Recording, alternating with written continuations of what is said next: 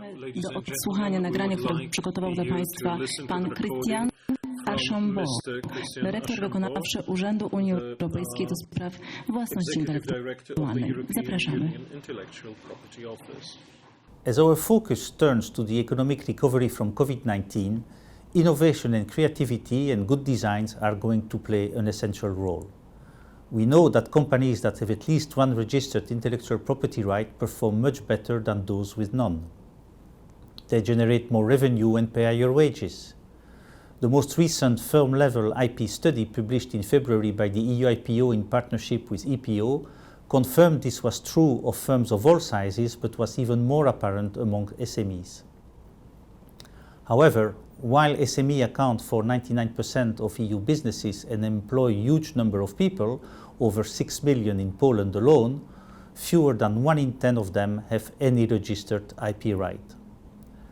As you know, the EU two-tier design regime in operation since 2004 was instituted to foster innovation across all industrial sectors and specifically to present simple and affordable design protection for individual designers and SMEs. The design regime is currently being evaluated by the European Commission and reform is in the air. The role of design in making products more meaningful to customers and increasing competitiveness is becoming more and more important. This is particularly evident for new technological designs such as graphical user interfaces and icons, the importance of which have grown dramatically. There is also a clear need to adapt the notion of what constitutes a design to the digital age. There are calls to improve the legislative framework for digital and other emerging designs. This should be complemented by a modernized graphic representation regime that also allows the showing of animated designs. For the SME sector, this type of change would be particularly beneficial, for example, for developers of phone apps or video games, which are often startups. Following the publication of the evaluation report in November last year, the Commission is currently drafting an impact assessment and the EU IPO is rendering technical support throughout the revision exercise. The second public consultation is open for participation until the 22nd of July, with the full reform proposal expected in the first half of next year.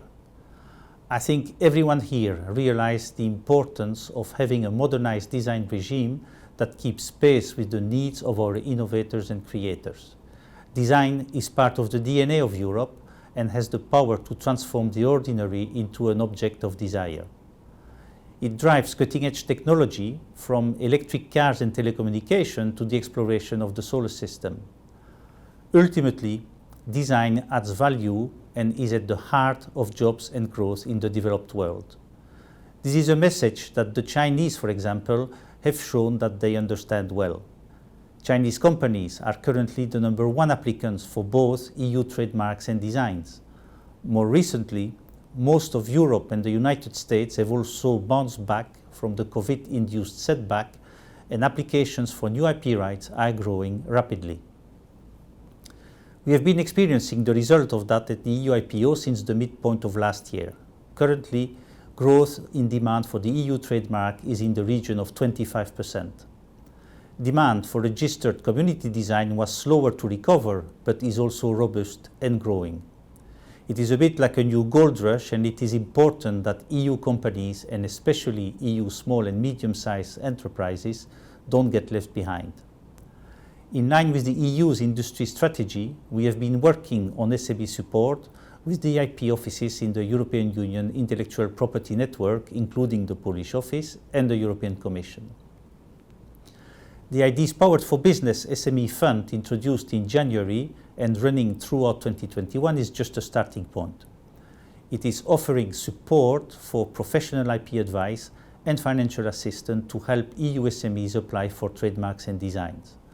Already this year, it has helped around 5,600 SMEs across all the member states, including about 400 from Poland. Trademark applications are the most popular requests, but overall, the fund has already supported around 2,500 new design applications, evenly spread between national designs and RCDs. Most of the companies are first-time applicants, so this initiative is really reaching the the new players that we need to support for the economic recovery. We have other initiatives, such as providing information tailored for SMEs, encouraging pro bono advice from legal professionals, and a special online application form making it easier for first-time trademark filers. For the coming years, we are planning a multi-annual support fund for SMEs, more services and advanced information tools, including AI-driven support from smartphone-like avatars. Quite obviously, we cannot do all this alone.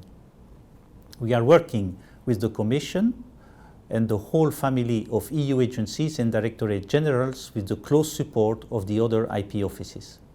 I would like to thank the Patent Office of the Republic of Poland for its invaluable help and advice in its concrete action on the ground, serving Polish SMEs and the interests of the EU economy.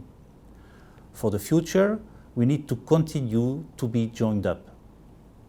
In fact, we need to take that extra step together and help the European Union Intellectual Property Network become a key player in the innovation ecosystems. This will help ensure that the billions of euro of EU innovation-related funding focused on the post-COVID recovery gets to the right target and delivers the jobs and growth we all need. Thank you and enjoy a great conference.